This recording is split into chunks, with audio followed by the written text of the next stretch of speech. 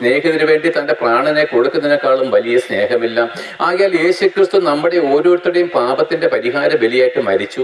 അവൻ അടക്കപ്പെട്ടു. ദൈവമോ മരണപാശങ്ങളെ അഴിച്ചിട്ട് അവനെ 3-ാം ദിവസം ഉയർത്തെഴുന്നേൽപ്പിച്ച് സ്വർഗത്തിലേക്ക് നടത്തുകയും ചെയ്തു. എന്നാൽ പ്രിയപ്പെട്ടവരെ, അതെല്ലാം നിങ്ങൾക്ക് അറിയാവുന്ന കാര്യം കൊണ്ട് ഞാൻ ബാക്കി പറയുന്നില്ല. എന്നാൽ നിങ്ങൾക്ക് അറിയാമോ, യേശുക്രിസ്തു മടങ്ങി വരുവാനുള്ള സമയമായിരിക്കുന്നു. കാലഗതികളെ നോക്കിക്കഴിഞ്ഞാൽ, ആകാശത്തിന്റെ ലക്ഷങ്ങളെ കണ്ടു കഴിഞ്ഞാൽ യേശുക്രിസ്തുവിന്റെ മടങ്ങി വരവ് ഏറ്റവും അടുത്തിരിക്കുന്നു.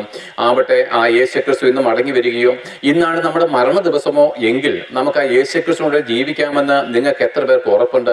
മാനുഷികമായിരിക്കുന്ന വെറും ഉറപ്പല്ല, വചനപ്രകാരം നിങ്ങൾക്ക് എത്ര ഉറപ്പുണ്ട് പ്രിയപ്പെട്ടവരെ?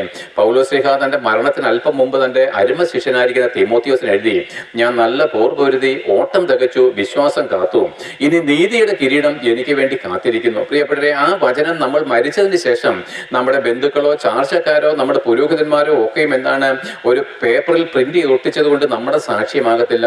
അവൻ നമ്മളെപ്പറ്റി വെറുതെ പറഞ്ഞതേ ഉള്ളൂ.